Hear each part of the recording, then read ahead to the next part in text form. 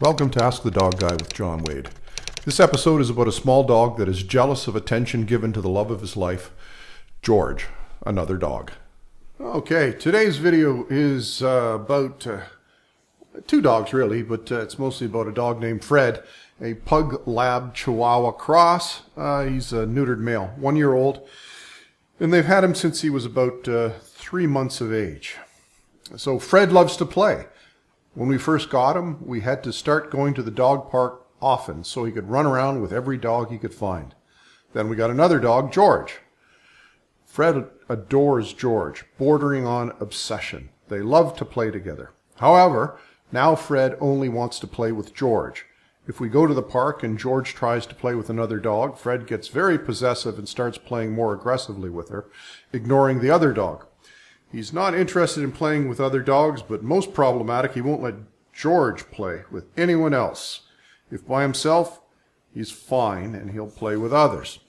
This also happens when playing fetch. George loves it, but Fred, who's faster, will grab the ball toy and take it somewhere else or try to get George to chase him instead of playing fetch. Is there a way to correct this behavior so Fred allows George and himself to play with others again? That's Alice in Colorado. Thanks, Alice. The video is only about 16 seconds long, but it does give us an idea of what it is that George and Fred are doing. So initially what you're going to see here is that George is minding his own business. I think it's a he, but I'm not sure. And but based on probably considerable last experience, he can see where Fred's going with this behavior. So Fred's kind of got the hormonal blindness of a 14-year-old boy pestering his girlfriend here, and he just doesn't know how to take a hint. And so I think what George is doing is teaching him about hints. So let's have a look here.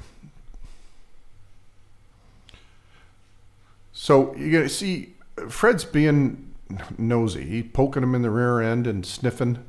And now we're going to go back here because at about just the 3 second mark, he gets the hairy eyeball, and then shortly thereafter he gets a verbal warning, and then there's a little bit more drama all put together here. So happens fast, but just watch here.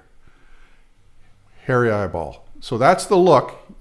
We've all had our loving authority figures in our lives, whether they're our mothers or our spouses or whoever, give us the look. And so we get the look, we got a growl, and we totally ignored it, and then we got snapped at. And again, I think most of us have been there. So that's all perfectly normal from what I can see. So if we play this back, one of the more interesting things that you'll hear, let me see, where is it? It's about, we're just after we see, so you can see there. You're gonna get told, and there we go. So you can see George is being he's exerting self-control here. So just here, I want you to listen in the background. Did you hear that? A gasp. It was the person taking the video going, ah! Because of what they saw. So, or heard and saw, and this is pretty typical. Dog training is driven by people who love dogs. It always has been. It's not driven by science at all. And in the last 20 years, we've had just a takeover by people who think that the movie The Lady and the Tramp was a documentary about how dogs get along. And the reality is there's no species in the planet interacts with each other, as particularly if you have to teach life skills, the way dog trainers tell us to do it. And that's whether it's this treat nonsense that you see the majority of the time, or this yank and the crank nonsense that you see where it'll make the dog submit. Those are models that are designed for modifying behavior in very different contexts than life skills. And that's why they are so useless in the context of teaching a dog how to come when called or stay when they're told to stay and keeping their leash loose. So this is just a kind of a good example of a controlled interaction between two dogs. And where we run into trouble in some households is you got two dogs who are about the same age and the same size, not quite, but pretty close. And so things generally don't get out of hand if we stay the heck out of it. Basically, what they'll do is they'll find out where their boundaries are, like we all do when we live together. Where you have to be careful is when it's like a really senior dog who just hasn't got it anymore. They're just exhausted, and somebody brings a puppy into their lives, and the old dog goes, my God, I didn't get a vote on this. And if you're going to bring him in here, why aren't you controlling him? Well, why do I have to do this? And so to a certain extent, maybe George's personality is one where he's soft dog, old soul, doesn't want to have to deal with this. But it doesn't look like the way to me. It looks like George can take care of things here. So your question was, is there a way to correct this behavior so Fred allows George and himself to play with others again? And I think George answered that for you. If you want to be the one influencing the behavior instead of leaving it on George's poor shoulders here, you have to learn how to train a dog. And from what again, I'm just extrapolating here because you didn't send a lot of information, but I'd guess you've been exposed to the idea of you have to be all positive all the time, ignore bad behavior, reward good behavior, and they use all kinds of catchphrases that all sound great if you're marketing yourself as a dog trainer and you're actually an amateur. But in the real behavioral world, that's all nonsense. What we didn't see here was George offer Fred a treat or try to redirect him with a toy, or react in a way that hurt Fred. Like what they're doing here is the way relationships work, whether you're a dog, a wolf, an ape, or a human being. So I think the dog training world has dog owners gasping because they see real life and they don't know, like we've just been told, my gosh, if you do that, poor old Fred's going to wreck his self-esteem. He'll never be the same. You look pretty good to me.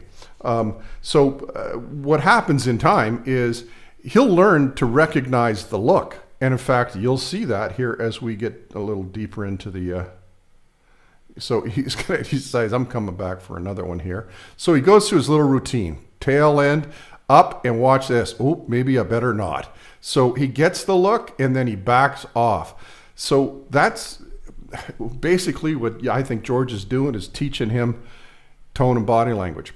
I think part of your problem is that you're taking him to the dog park, and I mean, we could do a whole episode on dog parks, the pros and cons, and they're mostly cons, but for you to try and influence Fred, or George to influence Fred, you're kind of trying to teach a kid to do geometry at the gateway of Disneyland. There's so much going on that the normal sorts of things that would work in the calmness of your home are not going to work there. And sometimes it's just best to let things go, so long as nobody's going to get hurt, but or remove them from that situation. But if you want control over Fred, where he responds respectfully to your wishes, then I'd like to see that happen in your home before I would worry about it in the dog park.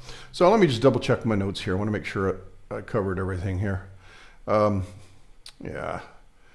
So yeah, you get the all positive or the might is right concepts, and again, those are ideologies. They're not methodologies. They're applicable in certain contexts in life, but I mean, the might is right. That's how a bouncer changes your behavior, not your mother, unless you don't listen to her. And then she may not pin you to the ground, but she's going to take your Xbox away from you. What you've never seen happen with a dog, a wolf, an ape, or human being is any of the nonsense that amateur dog trainers are telling people. What we want to do ultimately, so I guess no has become a dirty word in the dog training world. With the amateurs it has. No is not a dirty word. It's a powerful word if it's used correctly. If you use it correctly, your dog should come away and understand, I'm not bad, you're not bad, but something I just did was bad, and I think this other option you offered me is what would be better. That's teaching, correcting. No is not as simple as the amateur dog training world. I think that the relationship you've got's got to change first. And so I think if I asked either dog, hey Fred, what do you think of this young woman? Fred would go, oh my God, John, I won the lottery for dogs. I got a great roommate here. Well, you're not going to get anywhere if that dog thinks you're a roommate. And most of our dogs end up thinking that way because that's the way we live with them. I'd encourage you to learn a little bit about dog training. I've got a book on different dog training methods that kind of explain in detail what to stay away from and what to look for, and I'll put a link in the notes for that. The problem is you can read those books and then you start looking for a dog trainer and you go, holy smokes, they all are in those categories of what I would consider amateur, and you're a little lost to what you're supposed to do. You've always got the option of booking these sessions with me. I've got a pretty good program to get you on the right track, but ideally, if you can find somebody local, that would be the best. Thank you for listening. If you found it interesting, like and subscribe and set the notifications to notify, and you'll be one of the first to view the new videos. If you have a question of your own, send it along with a related video using the form at askthedogguy.com/video. Or if you know someone with a dog that has a problem and you don't think they'd be insulted to find out you noticed, suggest they send a question in a video.